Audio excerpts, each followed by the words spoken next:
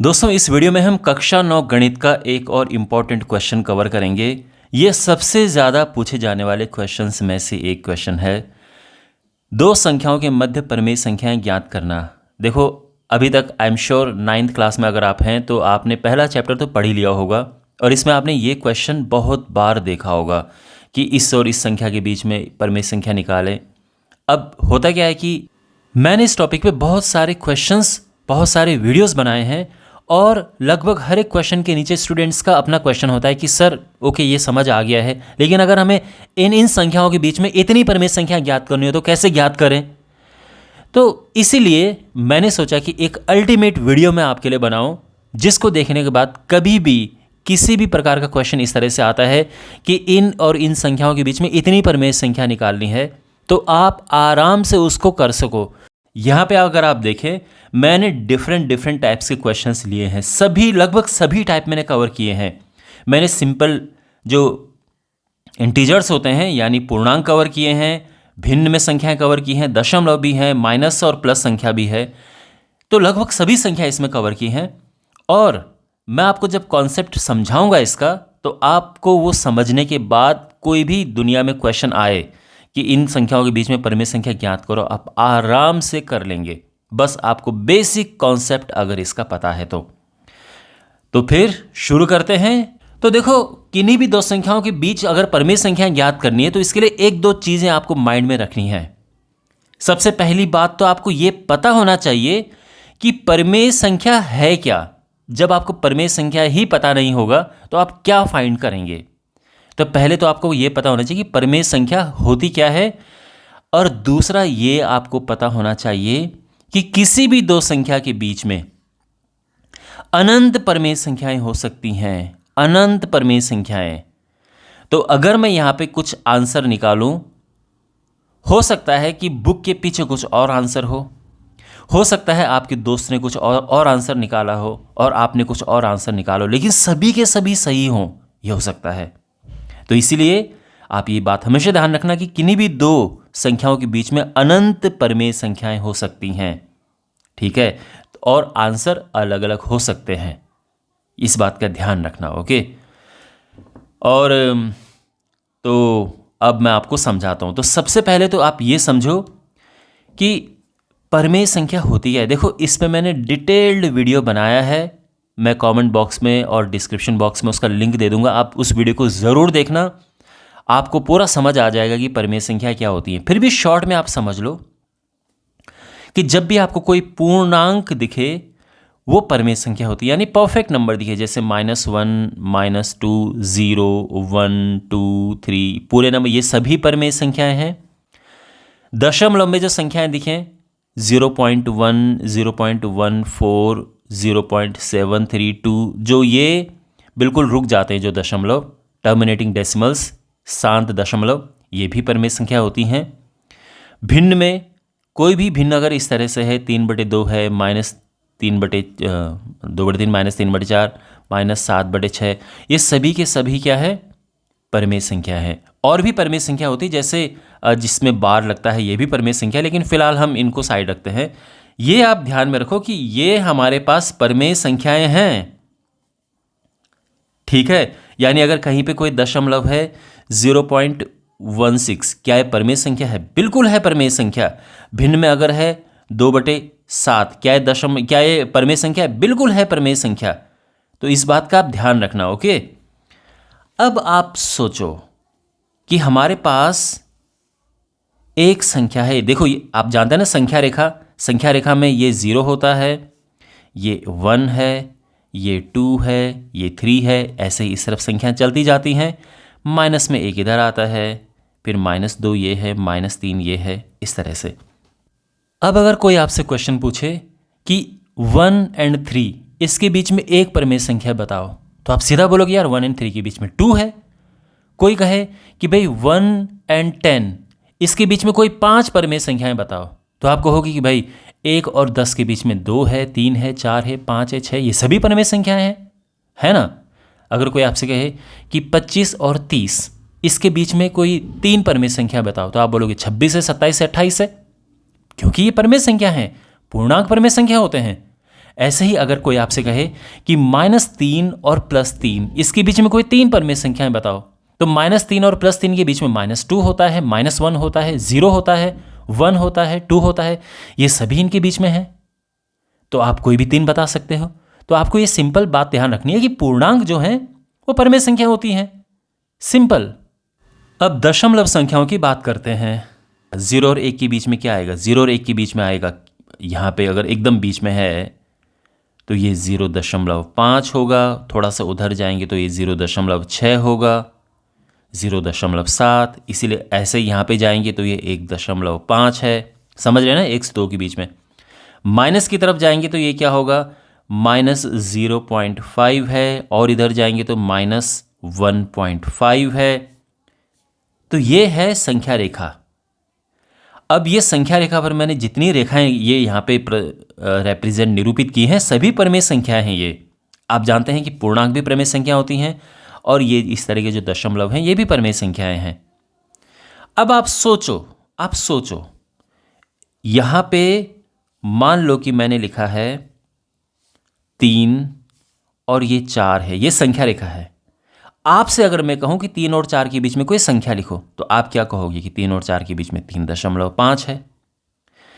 इसके बीच में भाई 3.6 भी आता है, 3.7 भी आता है ना। इससे थोड़ा पहले जाएंगे तो 3.4 है, फिर ये 3.3 है, 3.2 है, 3.1 है।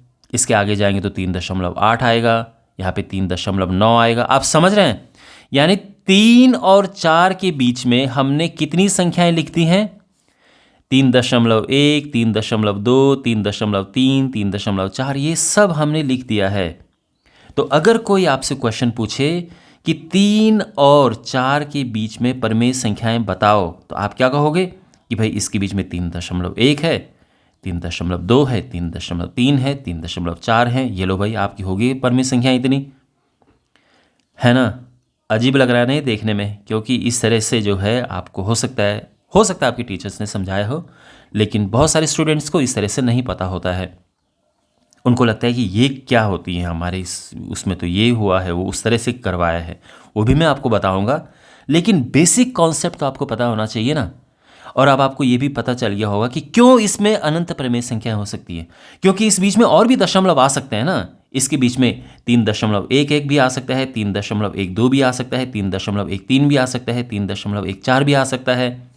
इसी तरह से 3.111, 3.112, 3.113, कितने सारी संख्याएं आ सकती हैं, सोचिए आप। तो है ना, ये किन्हीं भी 2 संख्याओं के बीच में अनंत परमेय संख्या आ सकती है ना। ये सभी परमेय संख्याएं हैं, ये ध्यान रखना।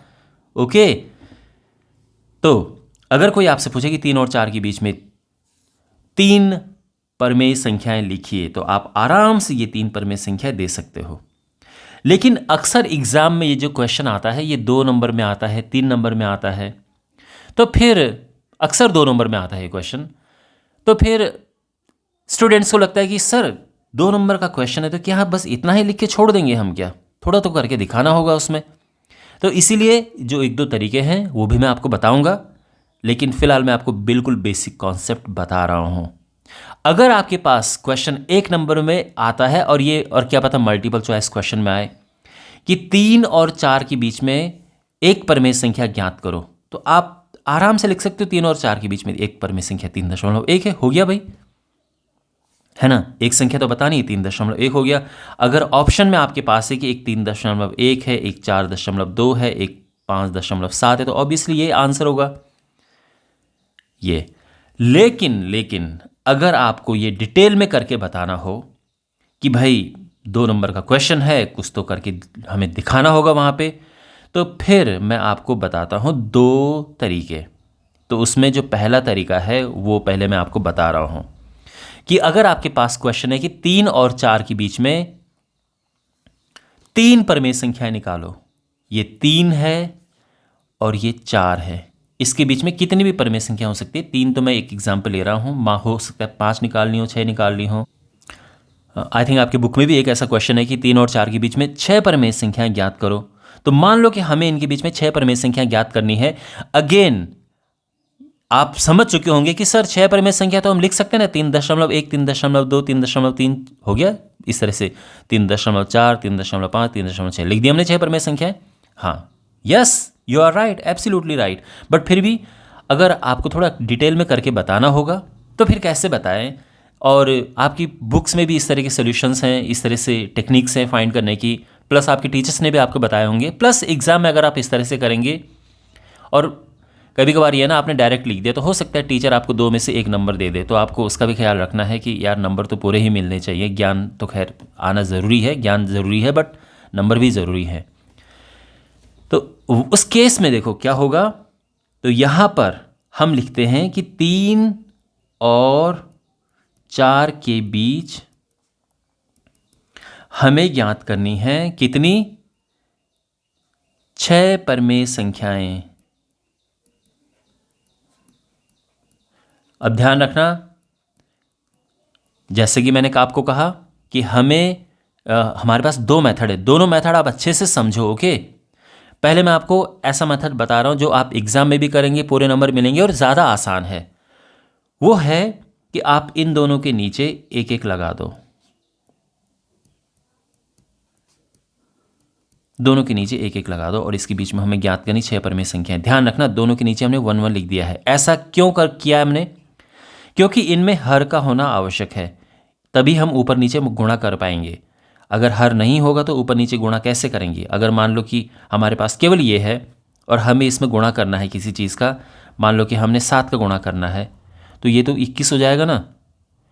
अब क्योंकि अगर इसमें मान लो कि हर है और ऊपर नीचे हमने अगर गुणा किया तो इसका मान नहीं बदलेगा, इसकी वैल्यू नहीं बदलेगी, ये हो जाएगा 21/7। 21/7 अभी भी 3 ही होता है, इसलिए ऊपर नीचे 1 रख दिया मैंने। हर का होना ज़रूरी है, ये बात आप ध्यान रखना। तो सबसे पहला स्टेप हमने क्या किया कि नीचे 1-1 लिख दिया है। बहुत सारे क्वेश्चंस में पहले से ही नीचे हर होता है, जैसे 3/5 और 4/5 के बीच संख्या ज्ञात करो, तो फिर आसान है, इसके नीचे तो पहले ही हर है।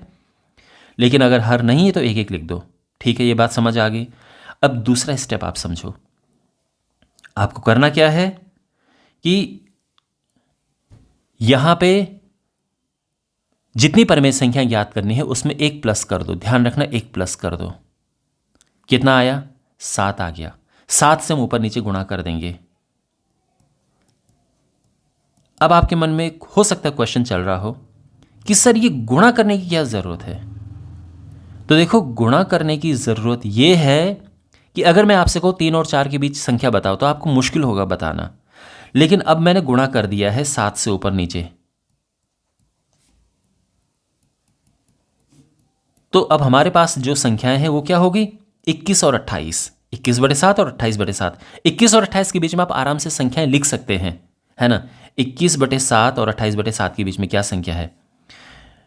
22/7 है, 23/7 है, 24/7 है, 25/7, 26/7, 27/7, है ना। होगी 6 परिमेय संख्याएं और ये हमारा आंसर है। तो हम गुणा ऊपर नीचे करते हैं जिससे कि ये गैप बढ़े। अभी गैप 3 और 4 के बीच में गैप नहीं है, तो इनके बीच में संख्या रखना मुश्किल होगा, लेकिन ऊपर नीचे हमने 7 से गुणा किया तो ये गैप बड़ा हो गया है। तो केवल और केवल इस गैप को बढ़ाने के लिए, ताकि जो ऊपर ये नंबर है इनमें गैप बढ़ जाए और आराम से उनके बीच में हम संख्याएं रख दें, इसीलिए हमने इसमें गुणा किया है। ठीक है, इसका ध्यान रखना। तो ये गैप बढ़ाने के लिए। और 7 का ही गुणा क्यों किया? क्योंकि 7 का गुणा करने से हमें उतना गैप तो मिल गया है कि हम इनके बीच में संख्याएं रख पाएं। तो आपके मन में प्रश्न होगा कि सर हम 7 की जगह पर अगर 10 की गुणा करें? बिल्कुल कर सकते हैं, कोई प्रॉब्लम नहीं है। 10 से अगर आप गुणा करते हैं तो अब ये जो संख्या 21/7 थी, अब ये हो जाएगी 30/10 हो जाएगी ना। 30/10 और दूसरी 40/10, और आप इनके बीच में क्या संख्या रख सकते हैं? 31/10, 32/10, 33/10, 34/10, 35, और वो भी आंसर सही होगा। इसीलिए तो मैं कह रहा हूं कि इसके अनंत आंसर हो सकते हैं। लेकिन 7 से छोटी संख्या अगर आपने रखी, मान लो कि आपने 6 या 5 रख दी, तो ये गैप बड़ा नहीं होगा, ये इतना बड़ा गैप नहीं होगा कि आप इनके बीच में संख्याएं रख सको। तो इसीलिए देखो, जितनी बड़ी संख्या का आप गुणा करोगे, आप चाहो तो 100 से गुणा कर दो, क्या दिक्कत है। आप 100 से इसमें गुणा कर दो, ये 300 हो जाएगा, ये 400/100 हो जाएगा। और अब इनके बीच में संख्याएं भरो, 300/100 और 400/100 के बीच में क्या आएगा, 301/100, 302/100, 303/100। ये भी आंसर है, ये भी संख्याएं 3 और 4 के बीच में ही आएंगी। ठीक है, इसका ध्यान रखना। तो आप जितनी बड़ी संख्या से आप गुणा करोगे, उतने ही ज़्यादा आप उनके बीच में संख्याएं भर सकते हो। मैं आपको इसीलिए बता रहा हूं क्योंकि हर बार आपके पास 6 परिमेय संख्याओं का क्वेश्चन नहीं आएगा ना। हो सकता है आपके पास क्वेश्चन ये आए कि इनके बीच में 10 परिमेय संख्याएं भरो, फिर क्या करना पड़ेगा। लेकिन कम से कम आपको, अगर आपके पास नंबर ये लगातार है, जैसे 3 4 4 5, तो इसीलिए जितनी परिमेय संख्या निकालनी, कम से कम एक तो उसमें प्लस कर दो। मान लो कि 10 परिमेय संख्या निकालनी है, तो उसमें एक प्लस कर दो, 11। तो कम से कम 11 का गुणा करो, बाकी 20 का कर लो, 100 का कर लो, कोई फर्क नहीं पड़ता। आंसर आपका सही आएगा, अलग आएगा पर सही आएगा, है ना। और इस तरह से हमने आंसर निकाल दिया है। मैं उम्मीद करता हूं कि आपको ये वाला क्वेश्चन समझ आ गया होगा। अब देखो, ये इसी कॉन्सेप्ट पे मैं और भी आपको क्वेश्चन कराता हूं। जैसे हमारे पास है 3/5 और 4/5। तो हमारे पास क्वेश्चन अगर है कि 3/5 और 4/5, इसके बीच हमने ज्ञात करनी है 5 परिमेय संख्याएं।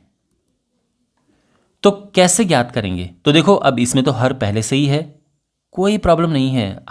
ये तो और भी इजी है, हर पहले से ही है। अब सीधा आपको क्या क्या करना है, जितनी परिमेय संख्याएं ज्ञात करनी है उसमें 1 प्लस कर दो, तो क्या आएगा, 6 आएगा। 6 से ऊपर नीचे गुणा कर दो, तो ये होगा, ऊपर नीचे 6 से गुणा कर दिया।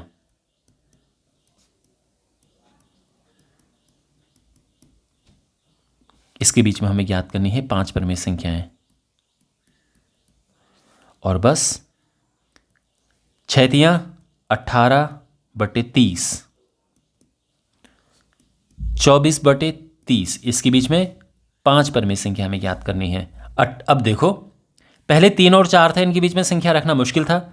अब हम आराम से रख सकते हैं। 18 और 24 के बीच में क्या, 19 आएगा। 20, 21, 21/30, 22/30, 23/30 रख दिया हमने संख्याएं। ये हमारा आंसर है।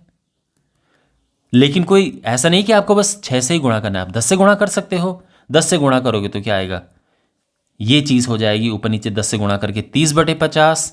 ये चीज़ हो जाएगी ऊपर नीचे 10 से गुणा करके 40/50। और अब 30/50 और 40/50 के बीच में रखो संख्याएं, क्या क्या क्या आएगा।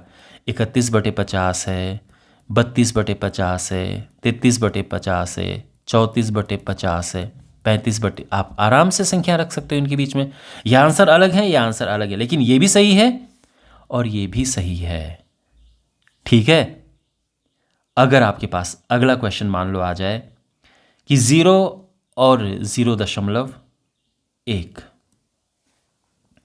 0 और 0.1, मान लो कि इसके बीच में 10 परिमेय संख्याएं ज्ञात करनी है।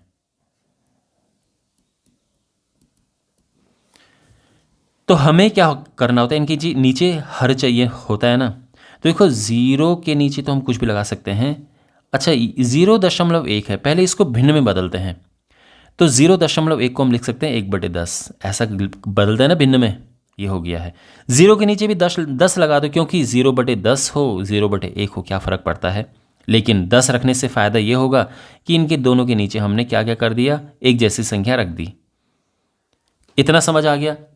अब ये है 0 और ये है 1, तो इनके बीच अगर हम संख्या रखेंगे तो मुश्किल होगा रखना। 0 और 1 लगातार नंबर होते हैं ना, तो गैप को बढ़ाना है हमें। और गैप को बढ़ाने के लिए हम क्या करेंगे, ऊपर नीचे गुणा करेंगे। किससे गुणा करेंगे, जितनी परिमेय संख्या निकालनी है उसमें 1 प्लस कर दो, तो ये हो जाएगा। ऊपर नीचे अगर हम 11 से गुणा करेंगे तो क्या हो जाएगा, 0/110, और ये 11/110। 110। और अब आराम से संख्या हम इनके बीच में भर सकते हैं। 1/110, 2/110, 3/110, 4/110, इस तरह से हो गई 10 परमेय संख्याएं। अगर हमें 9 परमेय संख्या निकालनी हो तो फिर हम किससे गुणा करेंगे? 9 + 1 10 से ऊपर नीचे गुणा करते।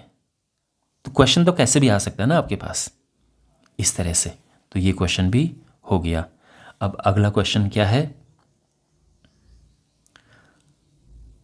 3/4 और 4/3।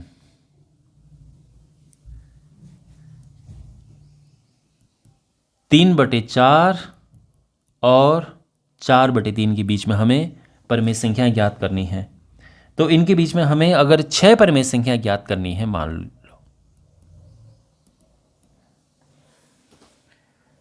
तो फिर कैसे करेंगे? तो क्या करना होता है?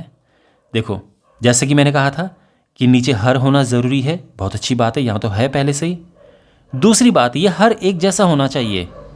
ये हर अलग अलग है, ये 4 है, ये 3 है, और ये एक जैसा होना चाहिए। ठीक है, तो क्या करेंगे? तो इसका गुणा हम कर देंगे इधर और 4 का गुणा कर देंगे इधर, ऊपर नीचे। तो उससे जैसे हम एलसीएम लेते हैं, तो अगर हम 3 का यहाँ गुणा करते हैं तो ये हो जाएगा 9/12 ऊपर नीचे। ठीक है, केवल ऊपर केवल नीचे नीचे, ऊपर ही ऊपर मत करना गुणा, उसका मान ही बदल जाएगा। जब भी गुणा करना होगा ऊपर नीचे दोनों करेंगे हम, और 4 का इसमें गुणा करेंगे तो ये होगा 4 चौको 16/4×12। समझे? 3 का यहाँ ऊपर नीचे गुणा किया, 4 का यहाँ ऊपर नीचे गुणा किया, और हमारे पास ये आ गया है। इसके बीच में हमें ज्ञात करनी है 6 परमेय संख्याएं। अब यहाँ पर आपके मन में एक प्रश्न होगा कि इनके बीच में अगर हमें 6 परमेय संख्याएं भरनी हो तो ये तो बड़ा ही आसान हो गया। क्यों आसान हो गया? क्योंकि यहाँ 9 है और यहाँ 16 है। ये तो पहले से इतना बड़ा गैप हो रखा है। हमें तो यहाँ जैसे हम +1 करते थे ऐसा तो कुछ करने की ज़रूरत पड़ी नहीं। बिल्कुल, यहाँ तो ज़रूरत है ही नहीं वो करने की। सीधे ही आपका आंसर आ गया 10/12, 11/12, 12/12, 13/12, 14/12 और 15/12। ये तो डायरेक्ट ही आपका आंसर आ गया। तो ऊपर नीचे गुणा हम क्यों करते थे? इस गैप को बड़ा करने के लिए, लेकिन गैप तो पहले से ही यहाँ पर है, तो इसीलिए हमें गुणा करने की ज़रूरत नहीं पड़ी। मान लो कि हमें यहाँ पे 10 परमेय संख्या ज्ञात करनी होती, फिर जाके हम ऊपर नीचे गुणा करते, है ना? उस केस में तो अगर मान लो कि हमें यहाँ पर 10 परमेय संख्याएं पता करनी हो तो फिर ऊपर नीचे किसकी गुणा करते? मेरे ख्याल से 2 से गुणा करके भी काम चल जाता है ना। 2 से अगर हम इसमें गुणा करते तो ये 18/24 हो जाता, और इसमें 2 से गुणा करते तो ये 32/24 हो जाता। हाँ, काम हमारा तब भी बन जाता। तो 2 से गुणा करके भी, ऊपर नीचे 2 से गुणा करके भी काम बन गया। तो इसीलिए कोई ज़रूरी नहीं कि बार बार 1+ करके ही गुणा करो। 1+ करके हम कब गुणा करते थे? जब हमारे पास लगातार नंबर होते हैं, जैसे 9 और 10। मान लो कि यहाँ पे 10 होता, फिर जाके हम +1 करते, ऊपर नीचे गुणा करते, फिर 7 से। लेकिन यहाँ पे ऐसा नहीं है। इस केस में तो पहले से गैप है। ओके, तो ये है। और इसके बाद ये लास्ट क्वेश्चन भी यहाँ पे हम कर देते हैं। लास्ट क्वेश्चन क्या है? -3/2, 5/3। -3/2 और 5/3, इनके बीच में हमें परमेय संख्या ज्ञात करनी। मान लो 5 परमेय संख्या हमें ज्ञात करनी है, तो कैसे करेंगे? तो यहाँ पर देखो, जैसे कि हम करते हैं कि इनका हर एक जैसा कर दो। यहाँ 2 है, यहाँ 3 है, 3 का यहाँ ऊपर नीचे गुणा करो, और 2 का यहाँ ऊपर नीचे गुणा करो। समझे ना? तो ये ध्यान रखना, 3 का यहाँ ऊपर नीचे गुणा करेंगे, 2 का यहाँ ऊपर नीचे गुणा करेंगे। ये केवल और केवल किस वजह से किया? जिससे कि नीचे जो है एक जैसा नंबर हमें मिल जाए। अब यहाँ पर ये क्या ऊपर नंबर है? -9, ठीक है ना? माइनस में थोड़ा यहाँ पे लिख देता हूँ ताकि आपको आसानी रहे समझने में। ये -9 है, ये 10 है। -9 और 10 के बीच में आप संख्याएं भर सकते हैं क्या? आप सोचो, ये हमारे पास एक संख्या रेखा है, ये है 0। सोचो ये 1 होता है, ये 2 होता है, ये 3 4 5 6 7 8 9 10 इधर है। माइनस में अगर मैं जाऊँ तो -1 है, -2 है, -3 है, -4 -5 -6, ये -9 है। इनके बीच में कितनी संख्याएं आप भर सकते हैं? इसके बीच में तो आप कितनी सारी संख्याएं भर सकते हैं ना। तो वो सभी आपके आंसर होंगे। -8/6, -7/6, -6/6, -5/6।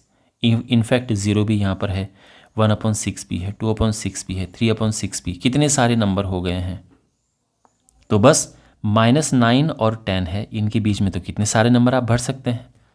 और इस तरह से आप डायरेक्ट लिख सकते हैं। अब फिर आप ये मत कहना कि सर मेरा तो ये आंसर आया, आपका ये आंसर आया, बुक के पीछे ये आंसर है, ऐसा मत कहना, क्योंकि आप भी जानते हैं कि इसके अनंत आंसर हो सकते हैं। ठीक है। कमेंट सेक्शन में बार बार बच्चे ही लिखते हैं कि सर आंसर कुछ और है इसके, और मैं हर बार हर क्वेश्चन में समझाता हूँ कि इसके अनंत आंसर हो सकते हैं। तो प्लीज़ माइंड में रखिए इस बात को। ओके। तो आपने देखा कि मैंने अलग अलग प्रकार के यहाँ पे क्वेश्चन किए हैं, लेकिन मैंने आपको शुरू में भी कहा था कि ये एक मेथड है, इसका दूसरा मेथड आप समझो। बट मैं रिकमेंड करूँगा कि आप यही वाला मेथड अप्लाई करो। दूसरा मेथड मैं जस्ट आपको बता रहा हूँ क्योंकि आपकी बुक में है, तो नॉलेज के लिए मैं आपको बता रहा हूँ। बट वो बहुत लंबा मेथड है और उसको मैं रिकमेंड नहीं करूँगा, वो उसमें टाइम बहुत ज़्यादा खर्च होगा। तो अगर आपको मैं सेकंड मेथड है, अगर सेम क्वेश्चन हो कि 3 और 4 के बीच में हमें 6 परमेय संख्याएं ज्ञात करनी हैं, तो कैसे करेंगे। तो हमारा इसमें क्या कॉन्सेप्ट है कि 3 और 4 के बीच में देखो संख्या रेखा पर ये 3 है और ये 4 है। तो हम क्या करते हैं, पहले इनके ठीक बीच का नंबर निकाल देते हैं।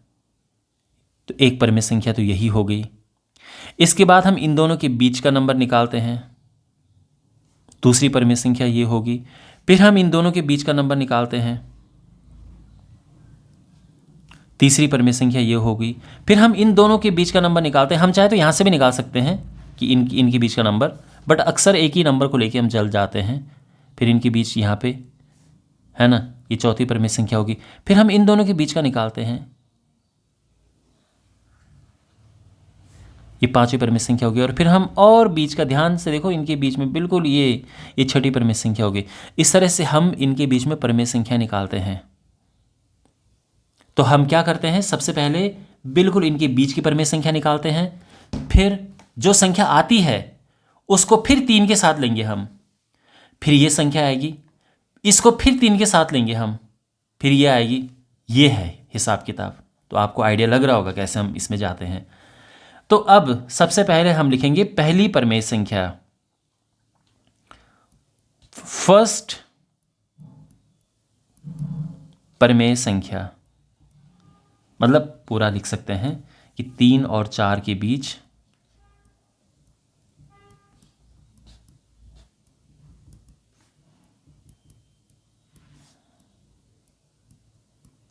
पहली परमेय संख्या। अच्छा, एक और बात मैं यहाँ पे आपको बता दूं, बहुत सारी बारी आपके पास क्वेश्चन ये होता है कि इनके ठीक मध्य की परमेय संख्या निकालो। ठीक मध्य की, तो उस केस में भी आप यही कर सकते हैं। हमें करना क्या है, इनको आपस में प्लस करना है और 2 से भाग देना है, आ जाएगा 7/2। यह आ गया है।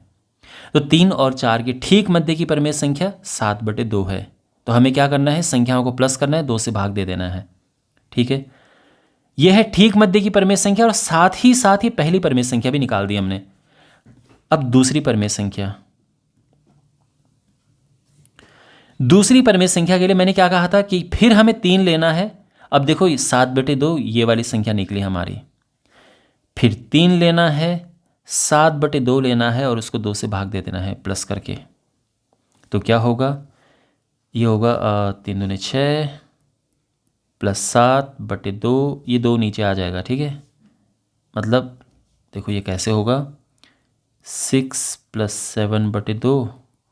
7/2 ये है, तो इसीलिए ये 2 नीचे आ जाएगा, 13/4 हो जाएगा। ये वाली संख्या 13/4 है ये। फिर हम ये इसे और इसे लेंगे, यानी तीसरी परिमेय संख्या।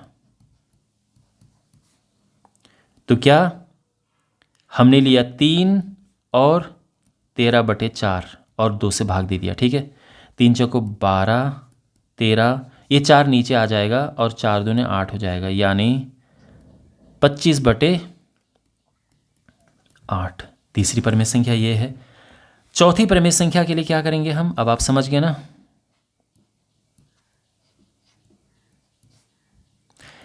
3 लेंगे और 25/8 लेंगे और प्लस किया, 2 से भाग दे दिया, ये 25/8 ये वाली संख्या निकली थी हमारी। फिर अब 3 और 25/8 को प्लस करेंगे हम, तो ये आएगा 8 3 24 प्लस 25, 8 नीचे आएगा, 8 दूने 16 हो जाएगा, ये है 49/16। पांचवी परिमेय